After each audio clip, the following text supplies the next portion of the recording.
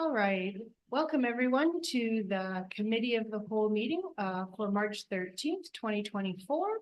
I would like to begin by acknowledging that we are privileged to meet on the unceded and the ancestral territories of the Squamish and St'át'imc nations. And I'd like to welcome everyone to our meeting, beginning with the recommendation to adopt the agenda. Is there anyone prepared? Thank you, April. That the agenda of this meeting be approved. And a seconder? Okay, Rachel, thank you very much. All in favor? All right, and that is passed. Moving on to number 2, there are some minutes. We have a recommendation for those. That the minutes of the committee of the whole meeting on October 14, 2024 be adopted. And a seconder? Thank you very much, Rachel. Any opposed? All in favor? Right, and we'll say that that is also passed. There is another recommendation under the minutes. That the minutes of the finance committee meeting held on October 14, 2024 be adopted. We're going to do a seconder for that. Rachel, again, thank you so much. And any discussion? All in favor? Any opposed? And we'll call that also passed. All right, that brings us to item number 3, which is trustee items. I see nothing there at the moment. Yeah, Melissa? Thank you. I'd like to add something. Thank you, Danielle, for the finance questions and answers this morning. I don't feel like we got through enough of the questions, and I would like to ask that we have another session in the next meeting. It's Melissa. So we'll put that forward to the agenda setting committee for Sure, for yeah, next month. that sounds great. We can move on to agenda setting. We can just make note.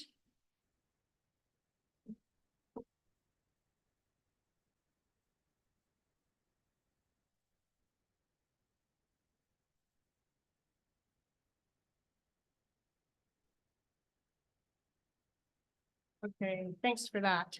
That brings us to number 5, our information items. And we'll start with Danielle, the trustee calendar and upcoming events. Thank you. Okay, so I'll just go through some upcoming items. So for today for our board meeting for this evening, we have the custodial recognition dinner being held here at the school board office, starting at 4:30. So we'll have to make sure that our meetings have ended for the day for 4:30, because I think the custodians will be showing up at around 4:45. So we'll have to make sure we have the room ready.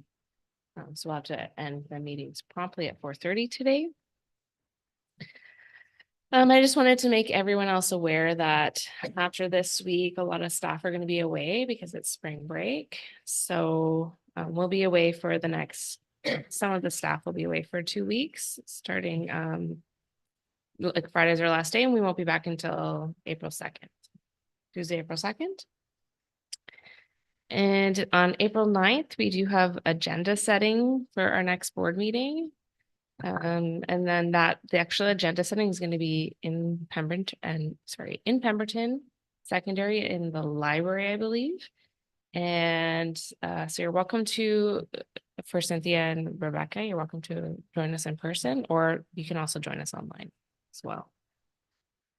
And then the next day on April 10th, there are a number of school learning plans. And so I'm just going to pull up what they are. So we have Myrtle Phillip, Spring Creek, and Pemberton Secondary. That's on April 10th. And I just wanted to check in to see if there was any issues with people with attendance and scheduling for that day. Yes. So Rachel, the Pemberton Secondary. And with the Calico one, is that online or in person for the 17th? So the April 17th one, Jillian will be attending in person in Pemberton. We're not Update. traveling to Callicoon. Oh, She's yes. coming to us at PSS. oh, I see. Yeah, she'll be attending before the board meeting. So right now, so for Pemberton Secondary, since Rachel's not able to make that day, I don't know if somebody else, if you want to try to see if somebody else can go on your behalf, or we're okay, because Melissa will be attending, right? Yeah. Yeah. So did you want to try to find someone to? Everyone's here, if anyone is able. Yeah. Yeah, Pemberton Secondary, April 10th. There is a school learning plan meeting that day and Rachel's unable to attend. I just want to volunteer for it as long as I don't know if I'm scheduled for the other spot on that day. It doesn't, like, I think there's an hour. There's a few, yeah, so I think, if I may, I apologize for interrupting, but, you have, or she has the master list, and so Yeah. can you just do a double check and see if April is available? Yeah, I'll remember it. okay, Thanks, great. April. Thank you so much for that, April. And then I'm happy to attend on Zoom on 17. An option. Yeah, I'll have to check. So, yeah, well, I'm not sure. We do the school learning plan on Zoom. Well, we can For talk about it. I'm not sure. what Yeah, we'll get back is to you. fun, but I appreciate the offer. Because I've done that. in the Yes. past with them. Yeah, Yeah. I like their. for Yeah, sure. and she usually has a great slide deck and in Yeah. person. We're not doing a tour of the school, so I don't see why I Okay, can't. yeah, we'll just chat over it. We don't know what she has planned. Thank you. Okay, great. Okay, so for Meredith Phillip, we have April 10th, we have Cynthia and Celeste attending that one. In the employee recognition lunch, we have Cynthia attending for Myrtle Phillip. And then we have Spring Creek on April 10th. Celeste will be attending the employee recognition lunch. And the school learning plan will be attended in the afternoon by Cynthia and Celeste. Does that still work? Mhm. Yeah. Okay, perfect. Great. Then Pemberton Secondary we worked out, and we'll still figure out Calhoun. Okay, perfect. And just a reminder that the April board meeting on April 17th is 1 week later due to spring break. So that will be Wednesday, April 17th, and that one will be held in Pemberton. So the next board meeting will be in Pemberton. And also that same day, we're going to be having the Pemberton custodial recognition dinner that evening. Any questions about that at all? That sounds good. And then the next event coming up after that is the BCSD AGM. And that is gonna be April 19th to 21st. And so far, but I believe we've registered everybody with the exception of Celeste and Rachel. I And, think I've got a registration for it. oh, did you? Yeah. No. Oh, okay, so we'll double check. Okay. Okay. Did everyone else get an email saying they were registered? Just wanted to check.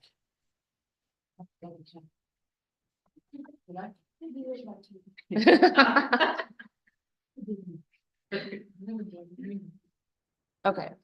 Yeah, so just let me know if anything changes for that. We still haven't heard anything back about if we got into the hotel at the Westin or not. So hopefully we did, but we haven't heard anything as of yet. And then the next day after that is May 1st is another school learning plan day. And I just wanted to see if there's any issues with that. So we have Squamish Elementary on May 1st. We have scheduled Rachel and April. Does that still work? Yeah, okay. And Squamish Elementary, the recognition lunch, that will be April attending that one. And then later in the afternoon we have Garibaldi Highlands recognition lunch that will be attended by Rebecca. No, Rebecca's not here, so I'll have to double check with her outside of this meeting. And then for Garibaldi's Highlands Elementary, for the school learning plan, there'll be Rebecca and Lisa. So I don't think we have Lisa here right now, so we'll have to check in that May 1st date still works. And then in the afternoon, oh, here we go, we have Lisa.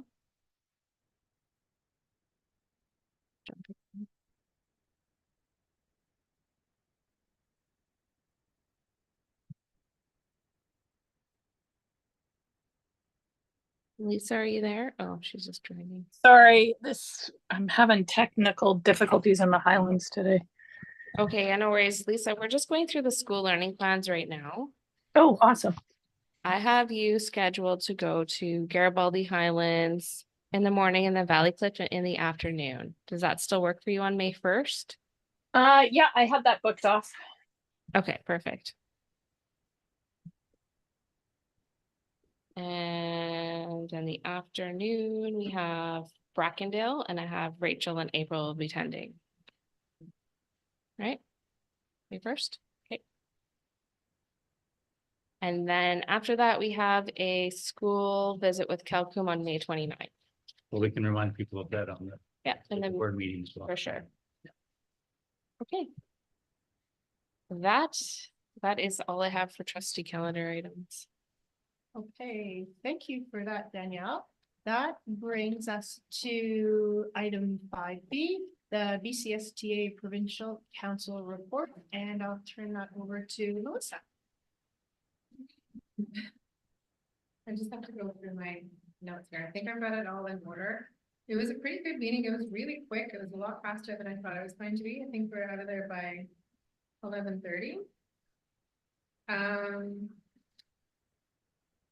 What else? We heard from a few people, the Indigenous Education Committee, the Professional Learning Committee, and then the Francophone School.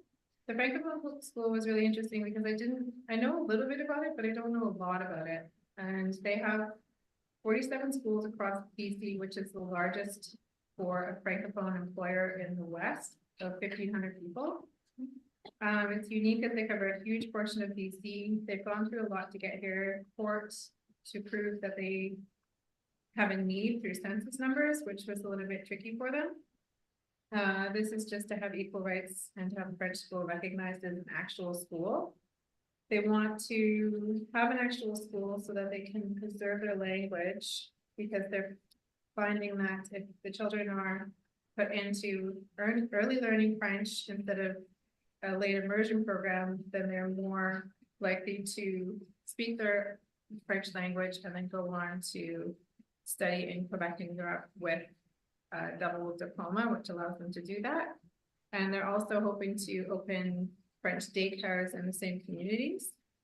They work with 46 different BC First Nations communities, which is really important because that is spread out. They said it's different, like in Alberta where it's more condensed. So they've done a lot of work there. They're really proud of their work. I thought it was all really interesting. The Indigenous Education Committee spoke of the implications of Bill 40, which I also knew a little bit about, but it really sent me down a rabbit hole where I kept coming to the same conclusion that I don't know enough and I'd like to find out more about this. They addressed language and terminology considerations within BCSTA policies and guidelines that need to be tweaked a little bit. The speech from the throne was released with emphasis given to adding more mental health supports, anti-vaping resources, expanded nutrition programs, supports to keep kids safe online, strategies to adjust protests at school sites, and a link to recent advocacy actions. They encouraged us to take part in the leadership series through Finesse, as well as upcoming virtual events regarding voting and changes that affect the board and advocacy with MLA candidates. They spoke about U of R course equity, and it's an equity and racial course, which I got a little bit lost there. And they did put out a link, but my computer shut down and it was gone. So I'd like to find out more about that. BCSTA supports initiative, a document that was to be shared that they wanted all of us to read, as well as a leadership series they wanted us to read, and the standing committee PLC. So, and then there was a bunch of motions that were brought forward and voted on. I don't know if you want me to go into detail or not, but there was a lot of them, and there's a big sheet of it all. It all went really well. The BCFTA, the final thing that they voted on was the per diem rates. So they updated their breakfast rates from $12 to 15, lunch rates from 17 to 20, dinner from 26 to 32, giving a daily of 67 from 55. And yeah, all in all, it was a really good meeting. It was interesting and I enjoyed it. And got a lot, I came out of it with a lot of questions to work on for myself, which I thought was important. Thank you very much, Melissa. Are there any questions? I just had one question, and one comment. You mentioned that there was a document that they wanted people to look at and to read. Do you have that, or? They said that it was all going to be on their hub or their portal. It's the BCSTA Okay. Support Initiatives document. What, sorry, say that one more time? BCSTA Support Initiatives, Support initiatives, okay, thanks. and then there was the leadership series. Okay, thanks so much. Okay, thank you for that. And then I was just gonna also comment that going into the portal is really a great place to keep updated on everything. But if you do go into that section on the motions, you can see where the motions are at. You can see Yeah. if your district has a motion, what actions have taken place on that motion, or where it's currently standing, et cetera, et cetera. So it's a really valuable place to go to find information, and I would recommend it to anyone who's interested. But I find when I go into the portal, I get really sidetracked, which is sometimes it's a fun thing to do, and I have, no, I'm here for a reason. I'm like, but this looks really interesting. I know there's a lot of good information there. Yeah. Great. Okay, anything else? Or any other questions? Okay, thank you so much for attending, and I think that was probably on a Saturday or a Friday night, so thank you for your time there. That brings us to, speaking of motions, item 5C, BCSTA AGM motion update. I guess I can speak to, if we don't mind, maybe I'll speak to item B first, if that's okay with everyone. Any objections? This is the South Coast Branch motion that we all discussed last week, or last month, I should say. Since then, there has been a little bit more work done on that motion. When it was submitted to the legislative committee, they felt that it was a little bit, I guess, confusing is the best way to say. They felt that the trouble with it was that in the motion, there was a request for funding for small and rural remote districts. And the legislative committee felt like this should be something separate. So Stasia at this point is the person who can do all of the work on behalf of all of us. And so she, with the help of the legislative committee, went ahead and submitted the motion once again, which I believe at this point has been approved, to read simply that the BCSTA advocate to the Ministry of Education and Childcare to allow additional funds to support and maintain current and existing childcare facilities in school district facilities. So the intent remains the same. The wording is just a little bit more general. And then as a follow-up, Stacia said what she would do is make a request to the Child Care Working Group that they will request that the per child care space issue on our motion. That formula be worked on with the BCSTA Child Care Working Group. So that is where things stand with that motion. We'll hear more when we're at the AGM. Any questions? Okay. All right, that brings us to, I'll circle it back to item A, because I might need a little bit of help from Danielle or Chris on this one, but this is the SD 48, our motion on sick leave provision. And sort of the long and short update of that is that it was rejected by the legislative committee. Chris is looking like, yes? No, no. Okay, I was- good, I was listening. okay. to It's this. correct. You said it was, you said Correct. rejected? Yes, it was Yeah. rejected. It was Okay. rejected. The law, and I believe the reason Sorry, for. I don't keep a poker face. I apologize. That's okay. And I believe that what happened, the reason for the rejection is that there was a motion that was either identical or very similar Oh, right. presented the Right. year prior. And thus Mm. the work on that motion that was already asked to move forward last year is in motion. Oh. And so it would just be a redundancy to ask for the same thing again. So I think the learning, for me, the learning from that is perhaps if we do want to put a motion forward in the future, go into that portal and see what the motions were the year prior and make sure that we're not causing a lot of undue work for people, knowing that if it's already been pushed forward the year prior, that you're not going to have another opportunity to submit the same motion. And just to add to that, Mhm. I actually tried to look at last year's. There were so many motions. There were. So I was like doing a search for like sick leave, but they actually called it something else. Mm. They called it TTOC coverage. So that's why I didn't pick up in my search when I was looking through the motions, but Tricky. yes. So if it's called something a little bit different, anyways. It could be tricky, but There I was do like feel 16 badly motions. because it's a lot of work to submit, to prepare and submit a motion. And I think just looking at the one from the South Coast branch, like writing the rationales and the motion itself, so it's a lot of work, so staff had to do a lot of work on that.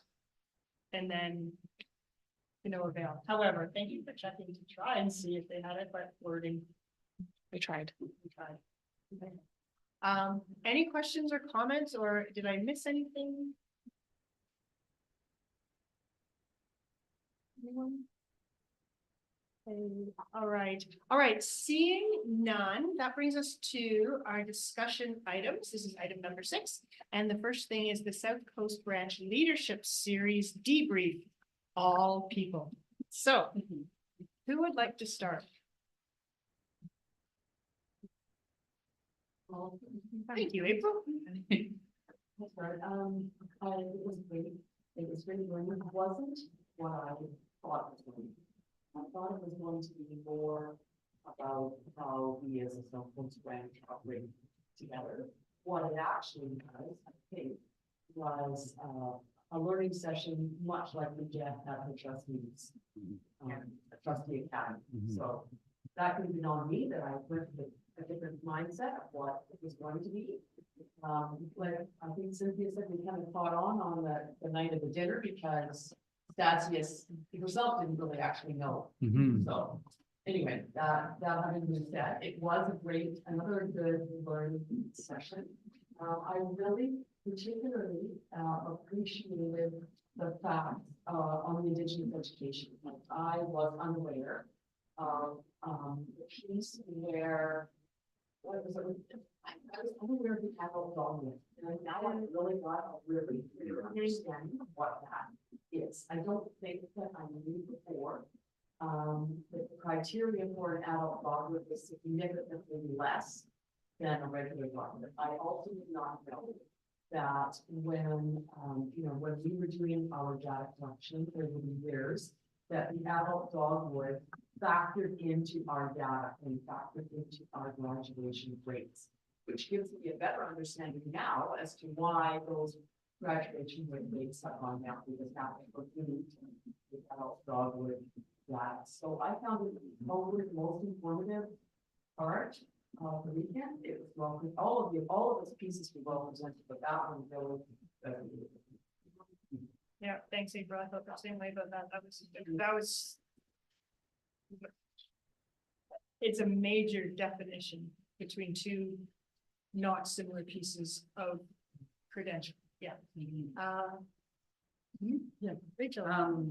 Yes, I agree with April there. I also went in there thinking it was going to be more of a South Coast branch, but the really great learning sessions. One of the other ones was about children and youth in care. which I really didn't know anything about. And the fact that there's dedicated funding to those with disabilities, but nothing for children in care.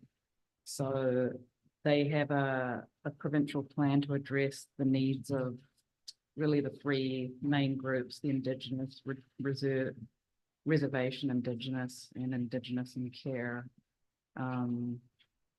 As they're overrepresented in that category. So that was, it was very moving. And then one of my other takeaways was Brad Baker. He really gave a great presentation on Indigenous education and continuing to move forward. The basis was to acknowledge where we are now, the courage as a collective to move forward. How does decolonization look in your school district? What is reconciliation and why is it a priority? And then uncovering biases. And I won't go through all that thing, but I loved his mantra that he says to himself all the time: hope, commitment, dreams. And yeah, so that was sort of my, main takeaways. I was very happy that I went. And I'll leave it Melissa to. Okay. I also agree. I went in thinking it would be like a school learning plan where we go in and tour the schools and sit down and speak about how the three of our school districts work together to be the South Coast branch. But it was great. I really enjoyed listening to Brad Baker as well. I feel like I could listen to him all day. And I really took a lot of thought about it afterwards, about the 6-year grad advocacy. And I really think that this is something that needs to be a conversation where we're not using that adult dogwood or adult diploma. And why can't we give the kids an extra year to graduate? Is this something that we would do, or how does that work? It really hit when he said, listen empathetically, don't fix, because I am a fixer. So I liked that. Remain curious. Do you know your land? I feel like as someone who is living on land that has been in our family for so long, I know my husband's history, but I don't know the actual history. I don't know the First Nations history of what was in our area. I do know very basic, but I don't know. Do you know what I mean? So that was really great. I also really like to be brave, not safe with reconciliation. He really wants us to do better, but in a brave way, not a safe way. Ask the questions that need to be asked and listen empathetically. Ask students what their dreams are and how we can work through generational change and be better. And then, what was it about her? Yeah, she was fantastic. That was, broke my heart a lot. We know that those children are in our communities, but you don't know what they're going through, right? And to not be able to fix that is hard when you're a fixer, but I think knowing and understanding and being there, there's only so much you can do. And that's for it, right? Yeah, it was a great day out. With the others. Thanks. Thank you, Melissa. I thought as well, I enjoyed the day. Chris or Danielle, do you want to comment on? Sure, I think I'll say I really appreciate everyone's engagement there. I always enjoy working with the board, and I felt that even though, again, we weren't really sure what it was going to be. I think when we realized what it was, everyone was engaged and thoughtful, and I just appreciated everyone coming together that could go on a Saturday to do that work. And I think it helped reaffirm a lot of the work that we do, and help to really ensure that again, as we prep for next year and our learning plan, that we ensure that we're hitting some of those themes that came forward. And I'll just say, I appreciate the comment that you made, Melissa, about the 6th year. As a former learning support teacher, I know that some students absolutely do benefit from that 6th year. And we often feel pressure to get kids through the system and graduating in 5. I understand Vanessa's points and stance that they want to look at the 5-year because they're worried we're not doing enough to get kids through. But I think we have to be cautious and recognize that kids do learn at different ways and different rates. And you know, I know that if there's any public listening, or there won't be any students at this time, I'm sure, but I think we can all think of students or family members, whomever, that gosh, if they had that extra year, even semester, to do a little bit more, to be more prepared for life after high school, I think we do them a service. So that'll be an ongoing conversation. Because I think 6-year grad rates have a place for sure. But I did appreciate everyone's attention to the adult grad and the fact that we had 0 last year in our district is the right word.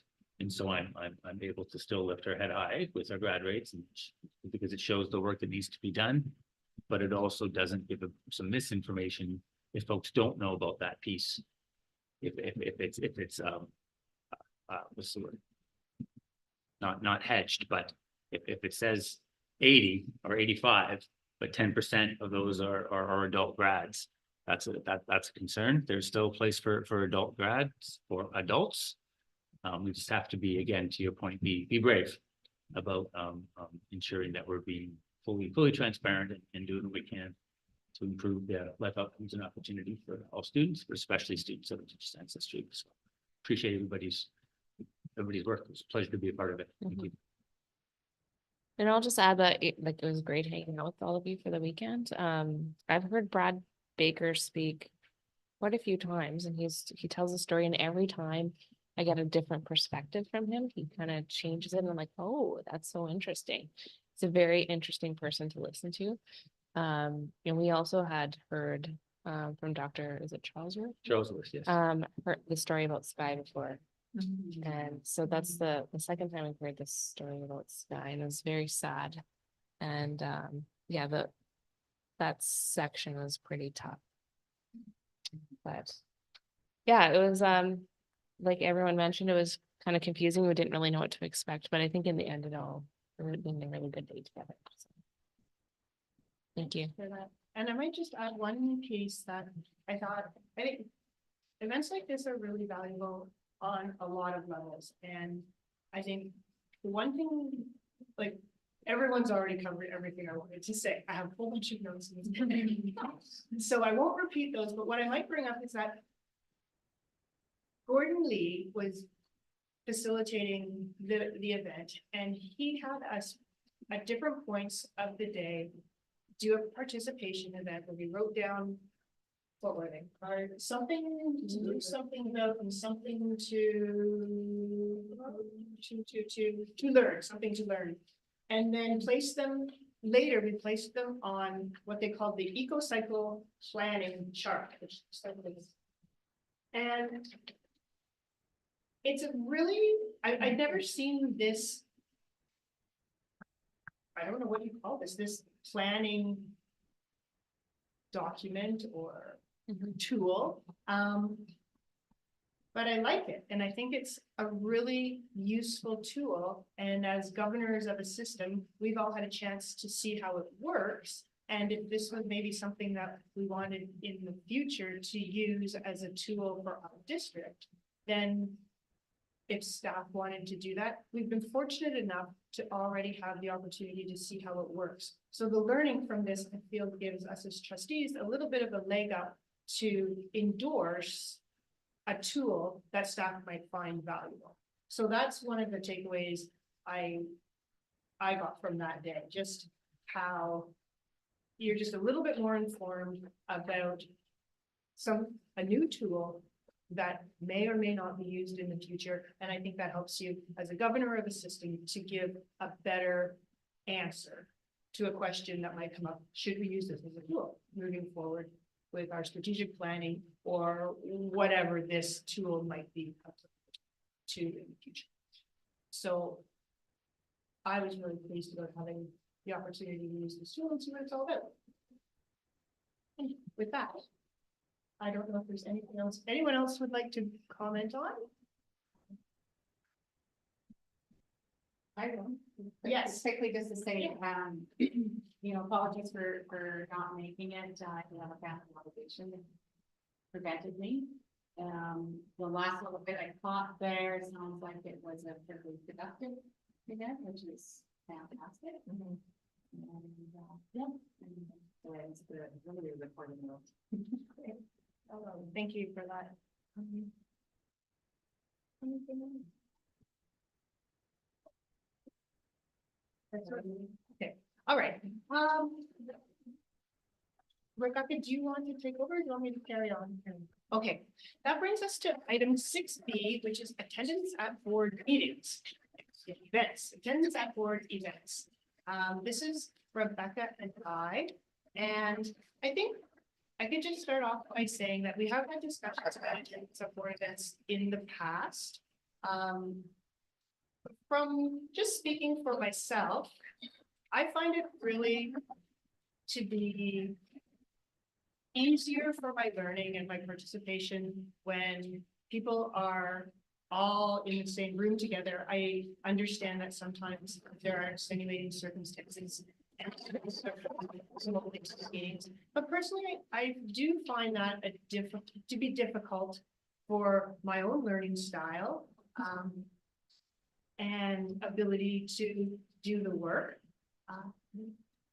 So if we could try to be in person more often, for me, and only speaking for myself, it would make it easier for me, as well as having everyone attend things like AGM and Trustee Academy. Again, I feel like it's really important that everyone is hearing the same information at the same time, because outside of it being our jobs to attend these things, which I believe it is, I think it makes a stronger board, and I think it makes us more cohesive in our ability to make decisions, simply because everyone's receiving the same information at the same time. And although you might interpret it differently, that's okay, and that's good, because it makes for better discussions and better decision-making. So I would just like to encourage everyone to be together, attending events in person more often. It would help me personally, but I'm only speaking for myself in this situation. Any other comments, Rebecca? And April? Okay, I'll go. Rebecca had her hand up first, and then April. Well, I'll take it a little bit farther in saying that these conversations are being had around the province as well. And I've spoken to BCSTA president and CEO. They've talked about it. And if you look at what's in the School Act, it states if you miss 3 consecutive meetings, then there's repercussions. However, our own act, our own policy indicates that we are to attend in person unless there's extenuating circumstance. And, it's clear there, and maybe we need to tighten up what that means, because I think it only refers to board meetings. But the other piece of it for me is, as of late, looking at, we talk about equity throughout the province, throughout our schools, and something to share the workload. So Vancouver School District has taken to posting on their website attendance at meetings and at events. And I think that part of that's our accountability. We are elected to these roles to represent the constituents, and we are paid to do so as well. And stuff, and I think we need to be looking at seeing it in through that way. There's often where there's 3 of us or 4 of us sitting in this room, and that's that. I don't remember the last time, and I've missed as well. was at a funeral in December. But I don't remember the last time we had every trustee in this room. So, I'll leave it there. Thank you. Okay, April? Yeah, I'm just gonna speak to the event piece rather than the meeting piece, because Rebecca did a pretty great job of covering that. But, and I've said this at other meetings, and I'm gonna say it again. And most of you probably have heard me say that I'm a professional learning freak. That's what I have always been. It's always been my heartbeat in education. And I've got to say, these BCSTA events, including the one we just went to on the weekend, the professional learning is amazing. It's like, it's top notch. They're bringing in speakers and that are fantastic to listen to and bring a lot of learning to the table. So I think that, you know, yeah, we all can have professional learning on our own. I mean, we all can be reading. There's 50 million education books out there that we all can read, and we can all do our own professional learning, but it's not the same, I don't think, as sitting in the room with all of the other trustees and hearing somebody like Mr. Baker that we heard on the weekend. It's just beyond valuable.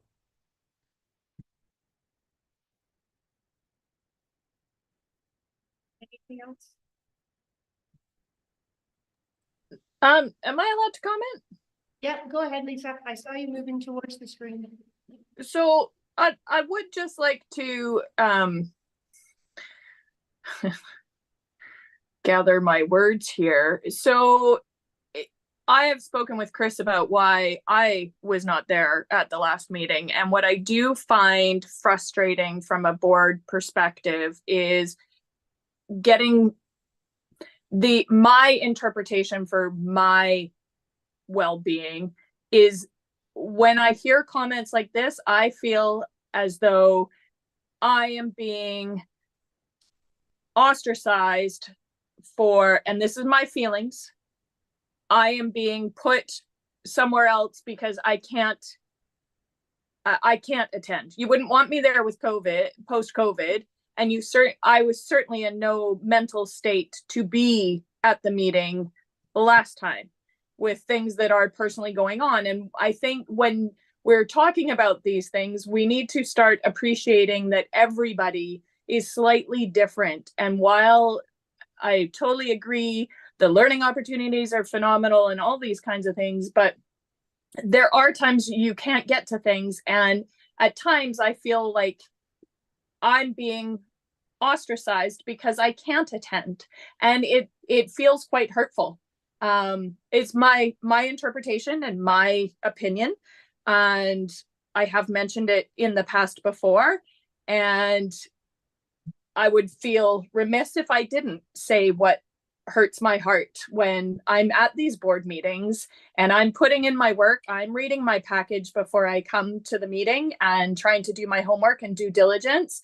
And the fact that I can't be there with you in person, and there are provisions for that, I'll just leave it at that.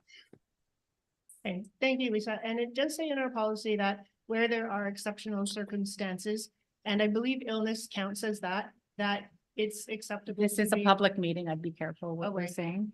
Yeah, thank you. It doesn't negate the feelings of hurt. So I'll just leave it at that. Any further comments?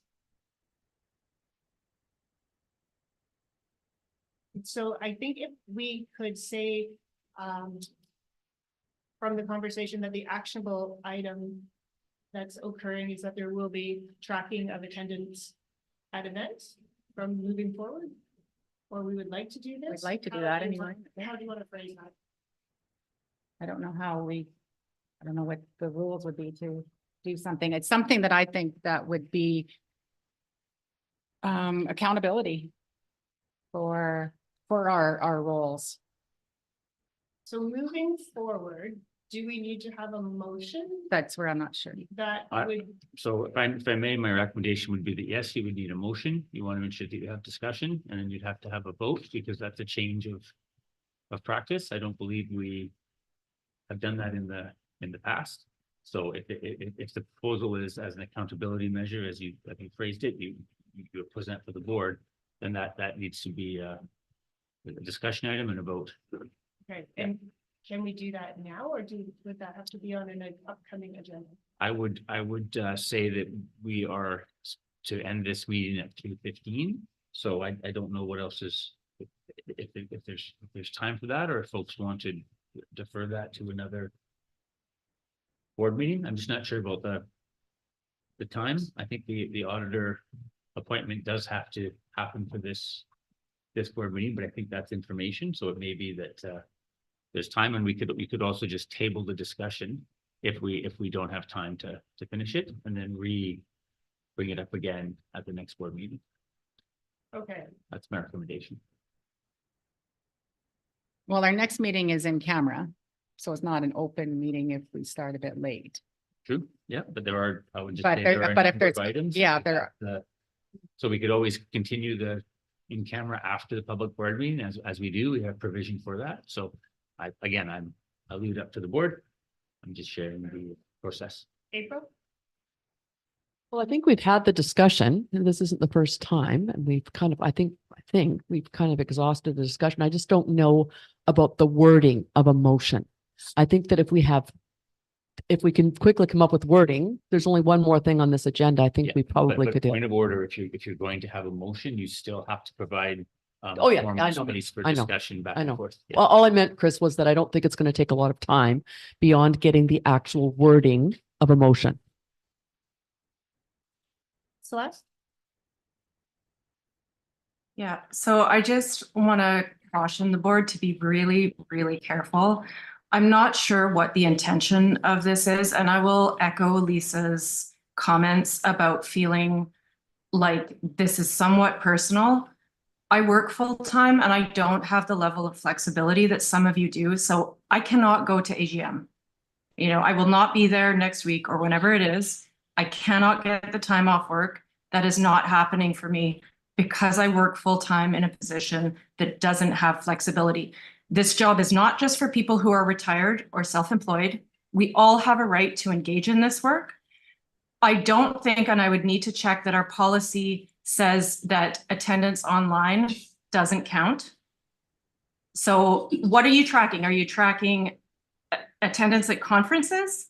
And what's the penalty if people cannot attend conferences because they have to work to pay their mortgages and look after their children? What exactly is it that you are trying to achieve?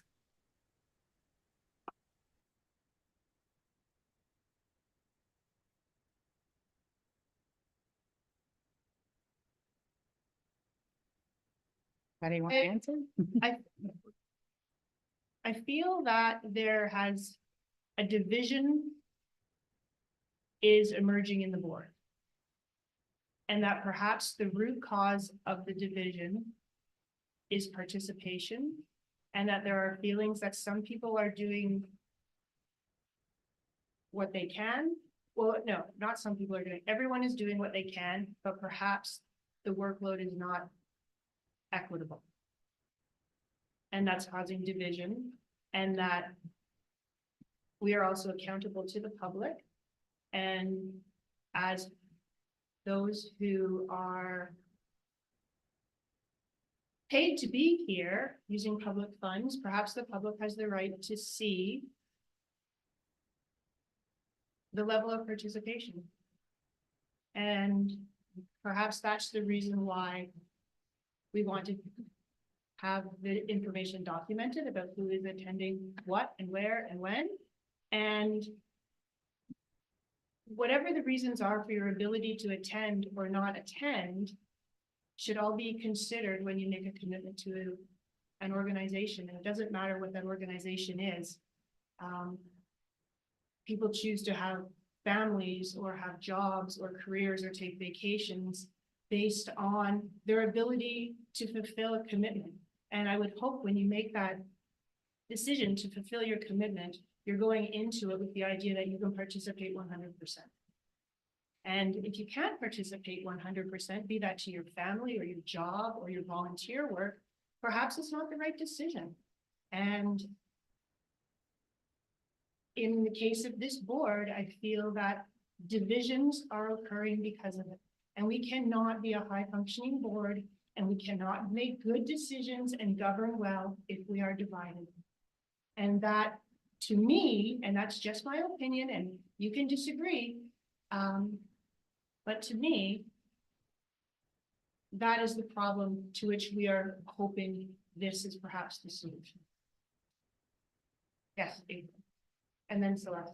Hi, I'm just gonna echo what Cynthia said. When you asked what the purpose is, I think that the purpose is to allow the public who are ultimately going to choose the next board, what the commitment level of the current board is. I think it's the right of the public to have that information available.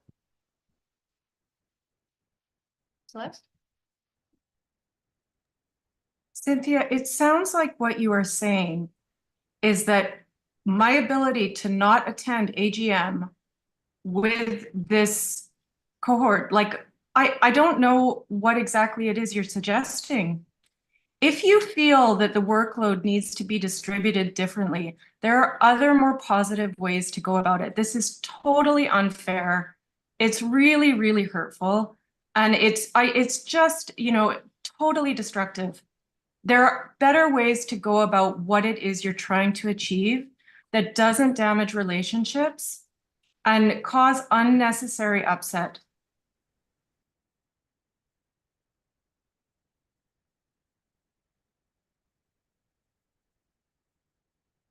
So to clarify, in our policy, it says that trustees should attend all meetings in person unless there are extenuating circumstances.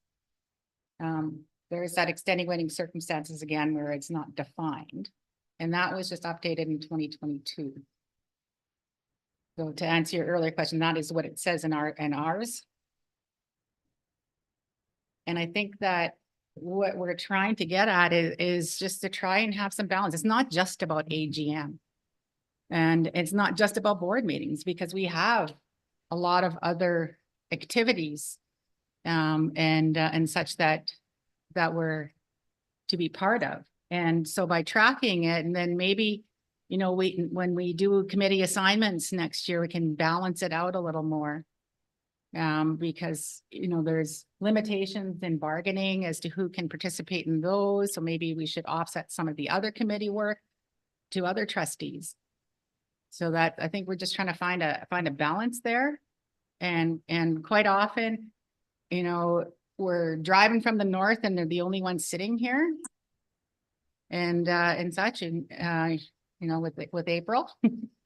So it's like, well, if we all just start phoning in, you know, or can't make stuff, then, you know, we're just trying to find some balance here, and it's happening throughout the province. I've been hearing the same conversation in different districts, and none of it's meant to be, you know, hurtful, or personal. That's 3 of you now I've heard have said that today. And such that, you know, we're trying to find, you know, where is it fair to those of us who are here? And just because I have flexibility because I'm self-employed doesn't mean the work doesn't have to get done. So I work at night and I work on weekends and stuff to make sure. So you know, like you said, Celeste, all our circumstances are a little different. But at the end of the day, we ran for this role in just over a year ago. We have 3 years remaining in our term. And is this how it's going to be for the remaining 3 years? You know, so that we're trying to figure out how can we fix this. May I? One of the things that other school boards do is they have the trustees reporting out on what they've actually attended. And it's recorded in the minutes, like attended Remembrance Day services at such and such, attended this event, attended that event. In the interim of not having time within your agenda at the minute, perhaps that's the way you want it done, is highlighted in the minutes. Who's been to what, who's on Zoom. I mean, I'm pretty sure you don't want my reneging COVID test sitting in there with you guys. And extenuating circumstance, what does that mean? I keep hearing it my guilt, every time you guys mention it, my guilt and my inability to be in there is it feels hurtful. I didn't feel that there was a disconnect of, sometimes it's better to be at home with 3 computer screens and reading through policies and grabbing the act and all these kinds of things. So perhaps there's a way that the minutes could be more reflective of who's been at what, who's on vacation this month and not attending the desk for whatever reason. I think it's Celeste. It's Celeste and then Chris. Yeah, so I just want to be clear, our policy does not talk about counting attendance at conferences, right? So it just seems awfully petty that we would suddenly have a tally of who is going to what conference. This was not a problem when members of our board wanted to take extended holidays in other countries and attend by Zoom. Like, it was perfectly acceptable then. But now suddenly this is a problem. Like, I just think we want to be really careful about what it is we're trying to achieve here. Chris, go ahead. Yeah, thank you. Thank you, Celeste. Thank you, Lisa. Thank you, everyone. I just want to provide a recommendation to consider moving forward. I appreciate Lisa's suggestion. And I think that that's a great way to capture it, because then we've got, right, if you're saying who's in attendance by person, who's on Zoom, who's attended what, then for the sake of the public record, which is something I did hear from Rebecca and Cynthia and April, I believe, then you've got that public record. I also would recommend at a upcoming meeting that we do take a look, to your point, Rebecca, of looking at committees moving forward and that notion of balancing that out a little bit, so that folks feel that don't feel that they're shouldering the load. I've done a little bit of a look myself, and there are folks shouldering more of a load than others, and I think there's some room for conversation about that. And I do also appreciate even folks on Zoom who are doing their homework vis-a-vis policies and are providing really great input and insight in meetings, and I thank them for that. So I think there's a middle ground that still achieves what I'm hearing we want to achieve. And moving forward, having discussions again about what board engagement and involvement should and would look like moving forward. April? And I'll just note, I believe we begin our next meeting and have a meeting with the others. Okay. Go ahead. I just want to ask a question of clarification from what Chris just said. Are those things currently captured clearly in the minutes? Yeah, so we do show who's in attendance. But in school board meetings, we show who's in attendance, but do we show, for example, is it recorded in the minutes who attended what we just had on Saturday? No. No. So currently that information is not being captured That's what I'm throughout the saying. minutes. I think we should. So that was my That was question of Lisa's clarification. suggestion, which I Yeah. think is a good So, one. okay. Thank you. I like Lisa's suggestion as well. I think that's a really valuable way to show transparency to the public. So do we have time to create a motion that might say something to the effect of, and this can be edited because I just wrote this out very quickly. Something to provide transparency to the public. Attendance. Oh gosh, yeah, I wrote it way too quickly. To provide transparency to the public, attendance will be recorded, or the method of attendance will be recorded in the minutes. Something to that effect, to provide transparency to the public, trustee attendance will be, or method of attendance. I think you need to add, like, put more specificity, like can you start the beginning bit again, and maybe I can chime in? To provide transparency to the public, trustee participation. I'm not sure if you want to use participation or attendance at trustee events, and school board meetings will be recorded in the minutes. So that people have a chance to write it down, and then Melissa has her hand up.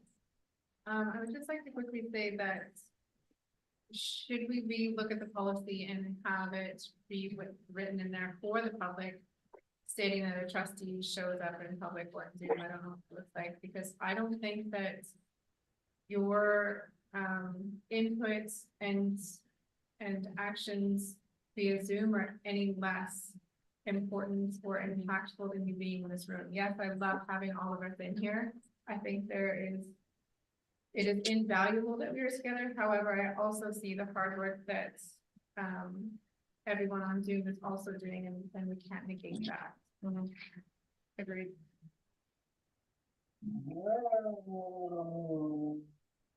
Please, I can hear you though. Sorry, they're going a little nutty. Hang on. Sorry.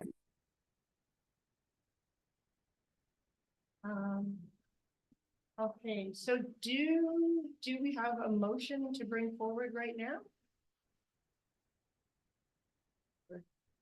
Okay. Okay, thanks. Let's give Arshia a minute to put it up on the screen.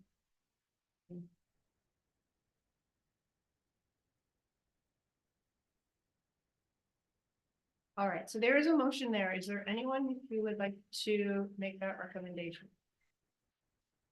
Okay, April? Oh, hold on, I think that's.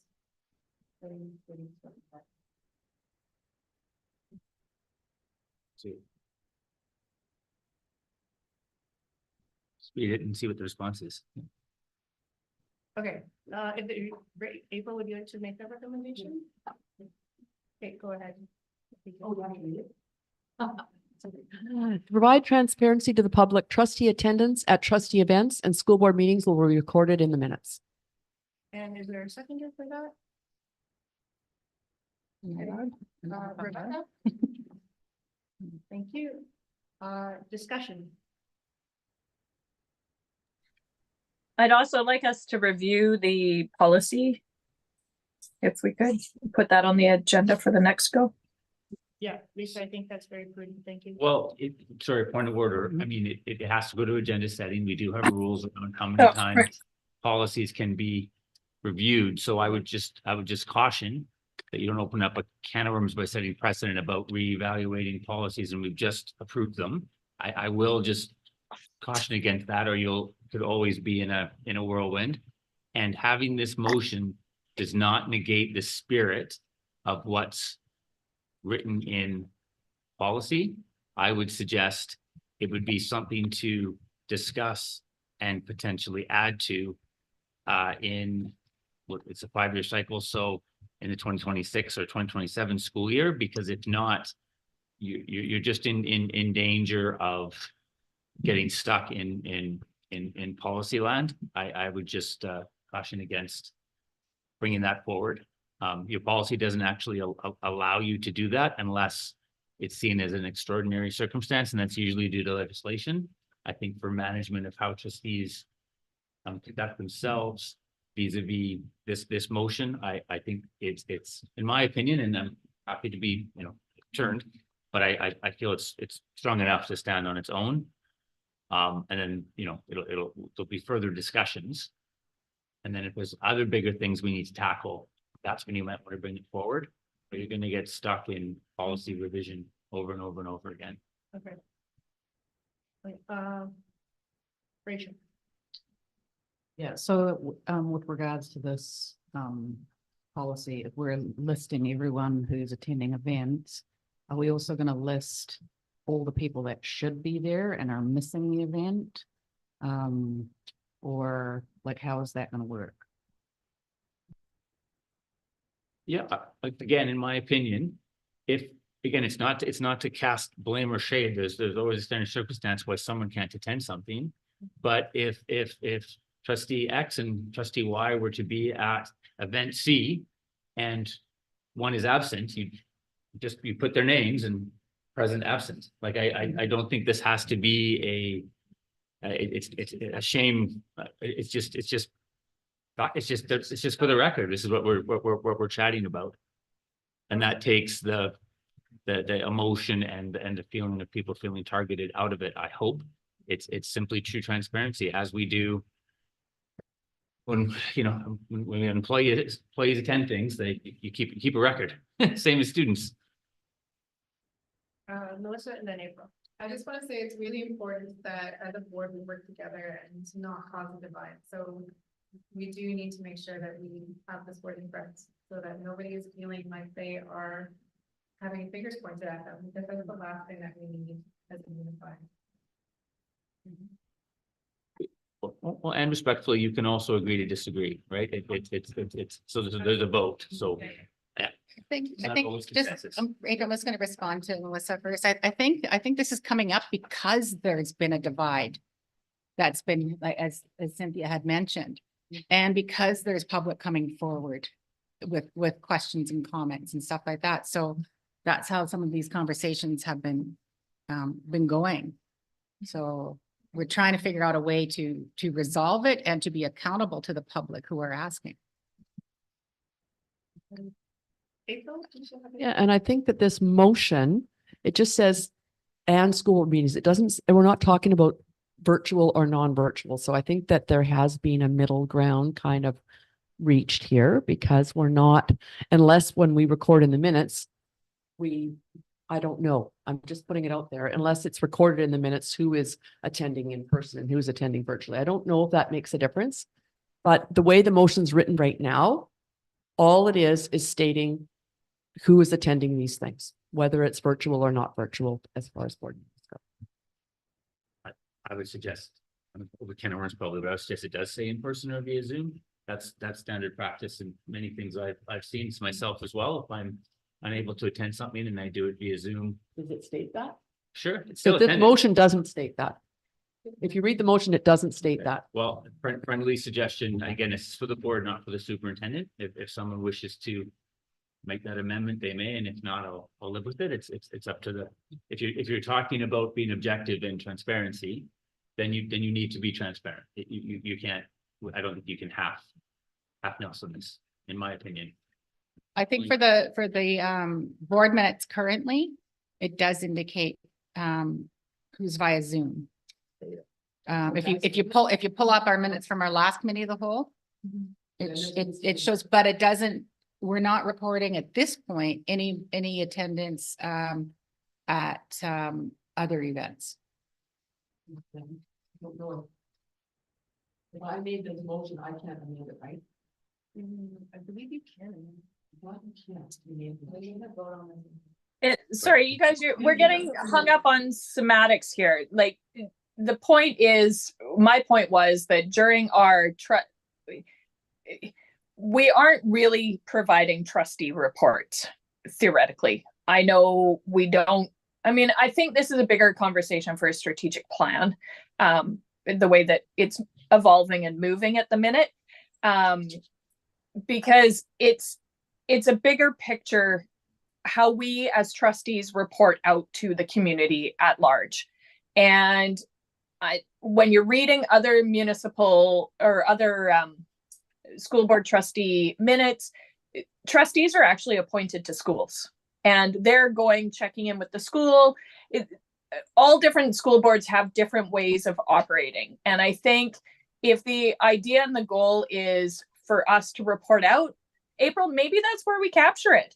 We report out that we went and saw the totem pole get erected at such and such a school. We report out all the cool things that we're doing. We've been to Don Ross and been with Remembrance Day. We've been here, we've been there. Let's start talking about the awesome engagement we are having with the schools that we represent. And then that captures your accountability. And when we go to the trustee meeting, it's actually captured in the meeting minutes. And I think we're overthinking, but just a thought. That was actually something that we always used to do at the start of the public board meeting, was the trust, under trustee item, people would always report out on what they. You know, That done hasn't with the changed. event. People just aren't, that's sorry. They're not that- doing it. That's not changed. That's why Yeah. you have that room in the, I'd love to hear from trustees. So that's probably We all a would. And I think, sorry, I think, Sorry, Lisa, Celeste had her hand up a little while. oh, ago. sorry. Sorry. I just honestly am struggling with what to say. I think this is really mean spirited. I think that there is total transparency. All of these meetings are recorded. You can see who shows up and what they have to say. There is much more to these things than just simply showing up. And I don't think that this is necessary. I think that more thought needs to be given to potential solutions to the problem that exists, if there is one.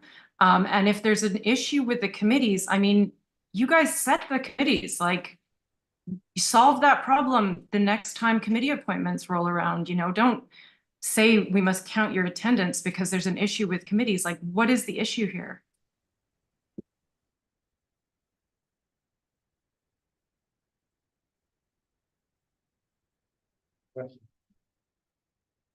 Is there any other discussion? April? This is just a point of order, I guess. I don't know. Do we have to vote this down in order to amend it? Because I think the way it stands is that it isn't doing what Chris recommended, which is to differentiate between online and in-person attendance during school board meetings. I think that the way the motion reads, it's capturing a lot of what we've said, and I think it needs to come to a vote, but maybe we need to add that piece. All right, Can I, is my question. I believe we would have to vote down this motion if we wanted to amend.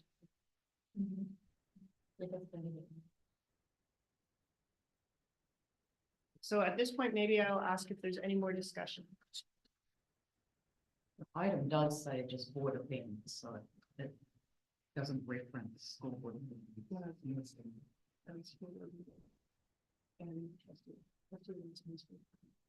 In the motion, yeah, but the discussion item doesn't say that.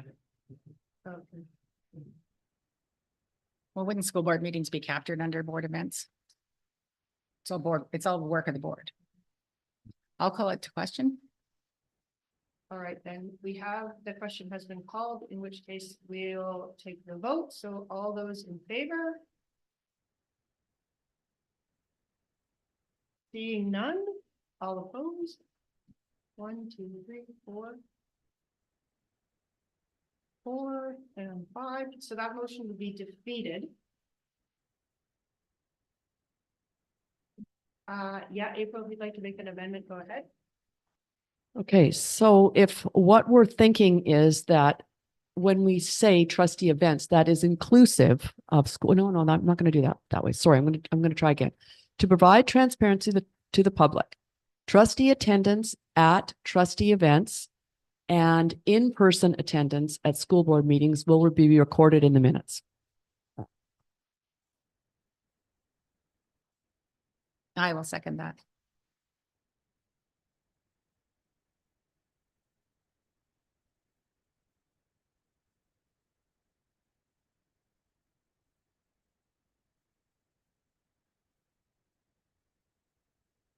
Is there anyone who would like to second that? I just did. Oh, thanks, sorry. Is there any discussion?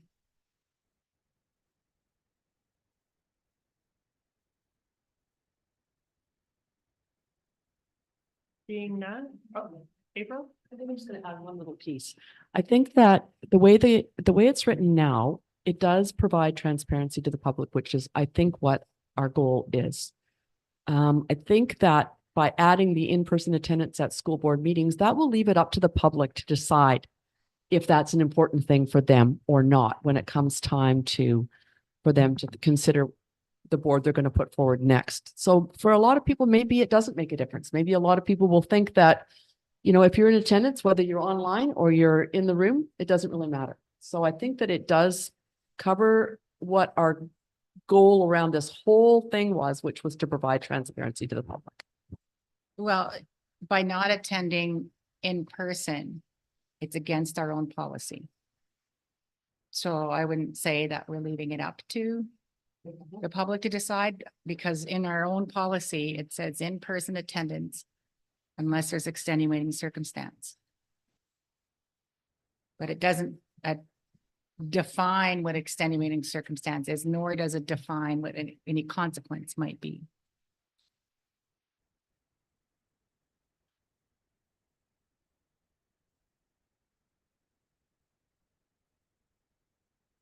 So you've had a seconder, you've had some discussion, you asked them just for, I got point of order. I'm just Yeah. letting this play out, right, the proper Yeah. way. No, So go. now you ask any more discussion, if not, you call the question and have a vote. Run to the vote. Okay, sorry, I'm reading it over again.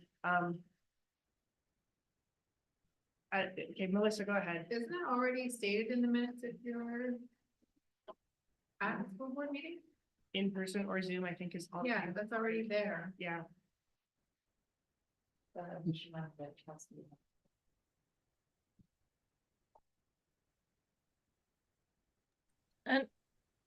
May I? oh, sorry, Lisa, go ahead.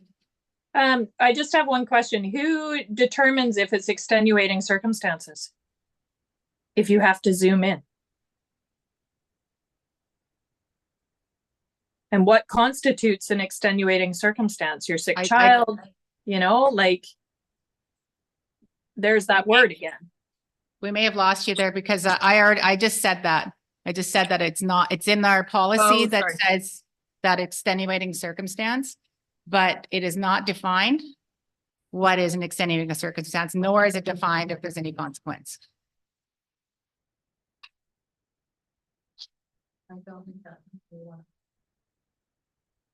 I don't think we can open up that policy at this point in time anyway, but I think it needs to kind of, provide us with some guidance in our own conduct when our policy states that. And, you know, some are here more than others and just want to see.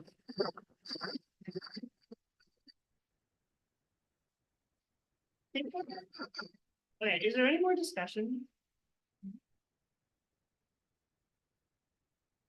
All right, I will, one last piece. okay, I'm almost thinking that this still isn't meeting our needs. We're already covering off on the school board meetings. It's already being tracked in, you know, as attendance. I wonder if we want to just give it a little more thought on how we want to look at participation in other trustee events. And it's not just AGM or Academy, those are only twice a year. There's many other events throughout. You know, if we want to think about how we want to track that. And then to follow up on a comment Lisa made, and I think Rachel commented on it as well. In past, trustee events our trustee items were reported out where, you know, oh, I attended this, I attended that, and that's always open. It's always wide open for anyone who wants to do that. So I'll call the question. okay, thanks. Rebecca, all right, Rebecca's called the question, and so I'll ask for all in favor of the motion as it is presented at this time. Any opposed? 1, 2, 3. We have 3 opposed. 0 in favor. So it's defeated. I think that means it would be defeated. Because Okay. there's abstention. And then the rest are abstentions. Okay. All right, so that would be defeated. So I think that leaves us in a position. Sorry, let me just double check that. I'm showing this right. So we only had 3 people voting down. I just want to, sorry, I'm not, No, please. I'm not check. clear. If abstentions mean yay or nay. Sorry, I just have to double check. I know I should know this. I apologize. No, Staff, but okay.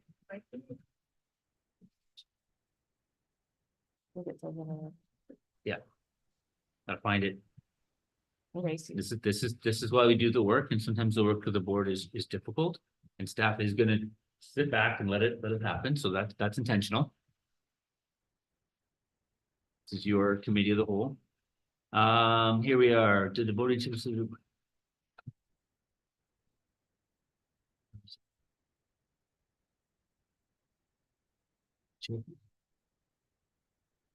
All questions?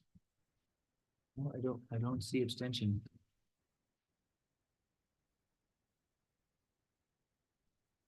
Thank goodness for the internet. You may have thought that I had memorized Robert's Rules of Order. I have not. Thank you for your patience. Here it is, abstaining. The report. The vote.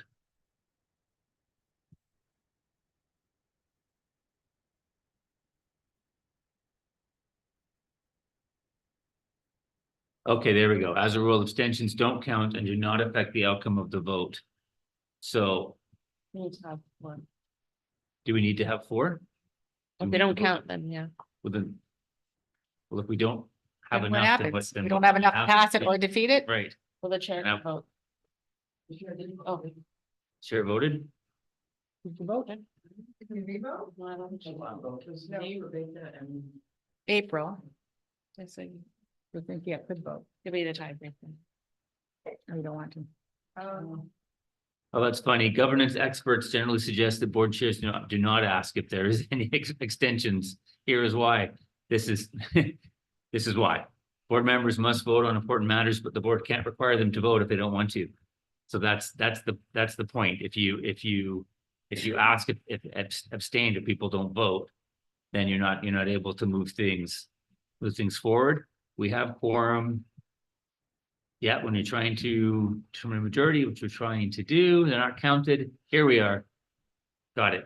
Therefore, Robert's Rules defines a majority as those who are present and voting. Therefore, since abstainers aren't voting, they aren't counted as part of the majority. So for the people that voted for, it was unanimous. It's defeated. I see. Okay. Thank you for the patience. Thank you. Good learning for me. Yes, me too. Thanks, team. All right, so in that case, this motion is also defeated. Yeah. Now, I think we have to have a conversation on what we would like to do I suggest you table moving forward at this point. this for another committee of the whole meeting. All right, Yes. so there's a suggestion to table the item. Recommendation. If that is agreeable to all, I don't know if we need to vote on that. Or, What more is going to come out of having this discussion again? Other than bringing up the same stuff. Well, if I may, there, again, my feeling is there seems to be a desire for clarity around how to record, or because what was defeated wasn't to record or not record attendance. What was defeated was the wording of it. So in my feeling is there needs to be clarity around the wording, and then when there's that fulsome understanding of the wording, then you have the vote, and that vote would be binding.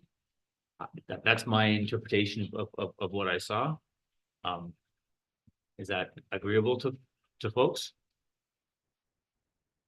I just get some thumbs up, thumbs down, some sideways. Okay, thank you. Thank you, Lisa. thanks, Lisa. Thanks those here. Okay. And you have a right to abstain from that too, of course. I respect that. So do the chair. So we'll, It's up to you. we'll. And if anyone would like to correct me if I'm wrong here, because this is uncharted territory for me, if.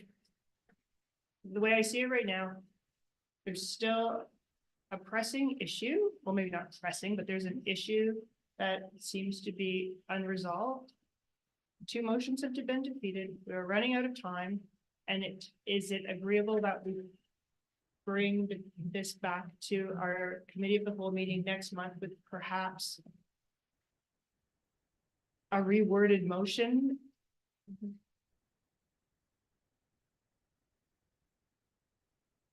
And is it appropriate for people to perhaps submit thoughts on what a motion would look like prior to that meeting? That part I don't know about.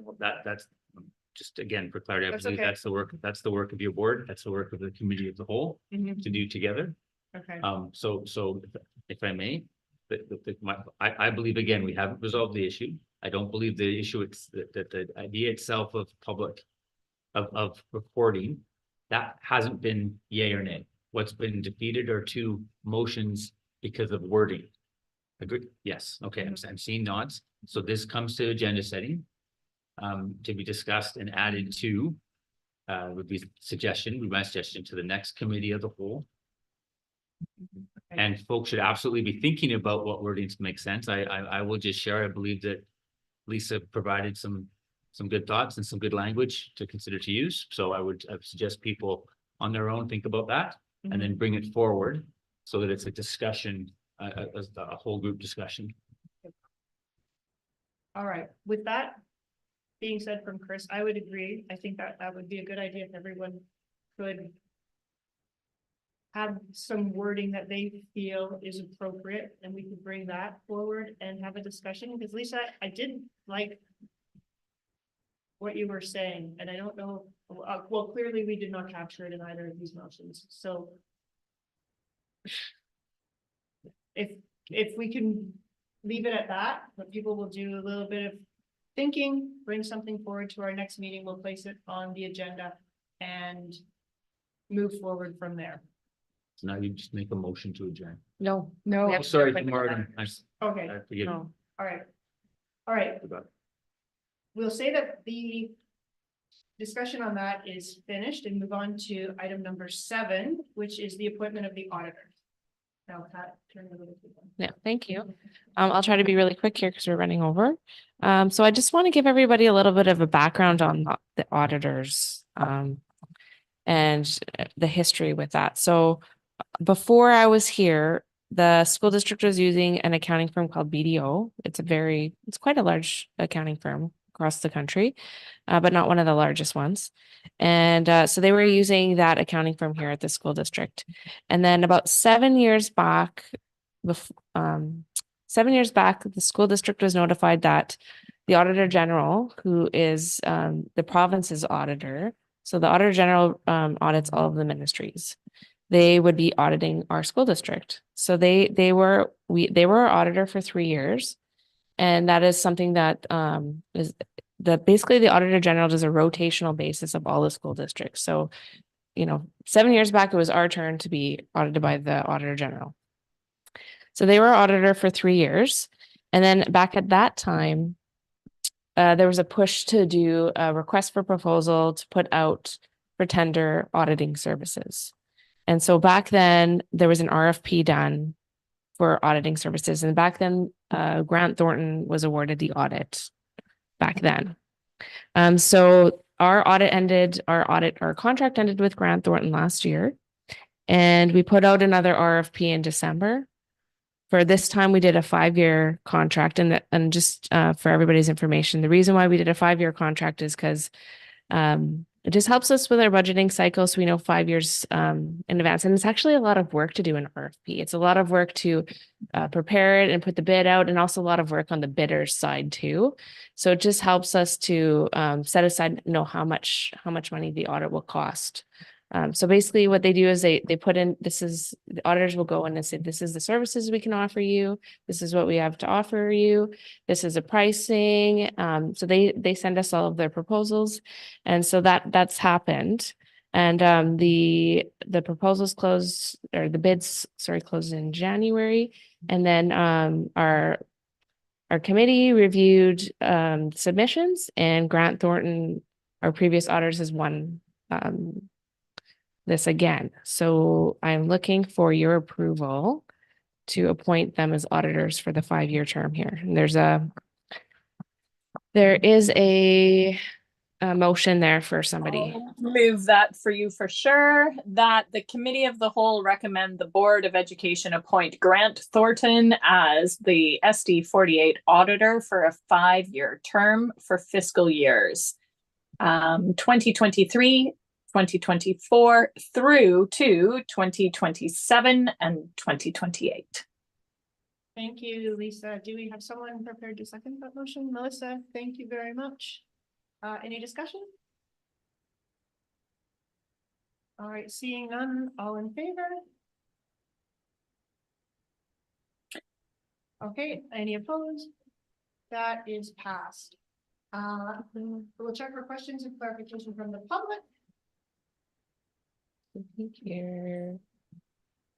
Nothing has come in. Nothing, thank you. All right, then we'll state that the business of this meeting has been completed and thus this meeting is adjourned.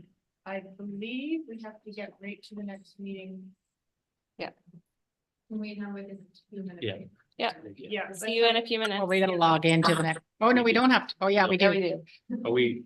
This one's, yeah, this is. Yeah.